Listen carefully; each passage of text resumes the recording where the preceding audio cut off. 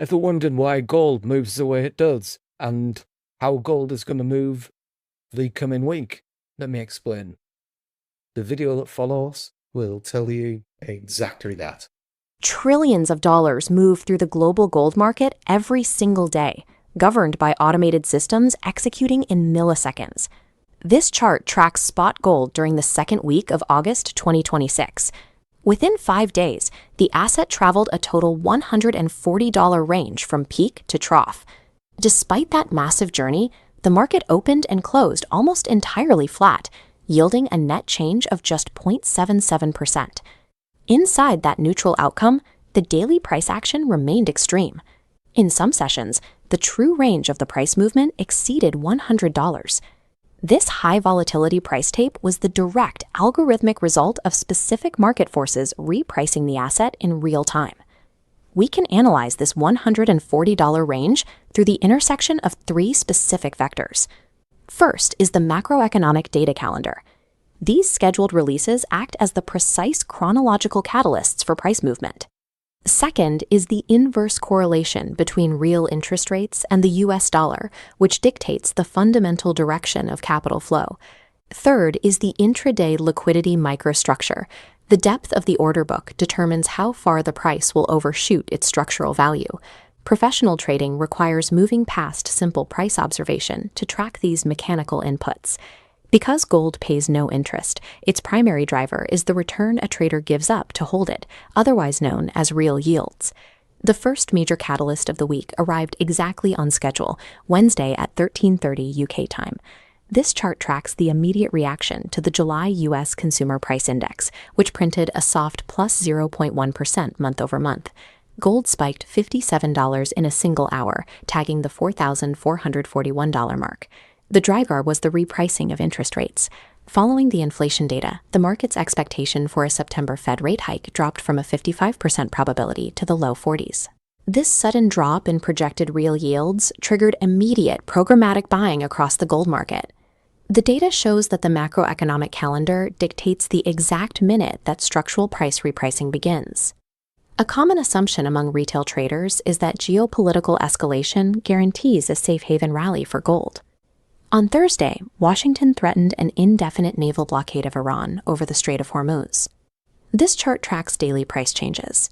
Notice the deep red bar for Thursday. Gold actually fell 1.15% the day this war headline arrived. Compared to gains on Monday and Wednesday, Thursday's drop shows a clear disconnect between the headline and price action. The geopolitical risk was overwritten by the U.S. Producer Price Index data released at 13:30 UK. While headline inflation was flat, core measures bears a firm 0.4%. This data gave traders the justification to take profits from the week's $4,450 high. When geopolitical headlines and interest rate data conflict, institutional capital prioritizes the rates channel. Beyond the direction of the price, we must examine the timing of the market's extreme overshoots. This chart displays gold's average hourly range. The gold bars mark the US data and London-New York overlap, where liquidity is deepest. In contrast, the pale blue bars represent the Asian session, characterized by significantly thinner order books.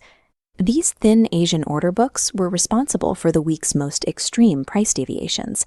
Both the week's high of $4,450 and low of $4,311 occurred during these quiet, low-volume hours. Without a deep pool of buy orders to absorb them, even a standard volume of sell orders can cause the price to gap downward violently.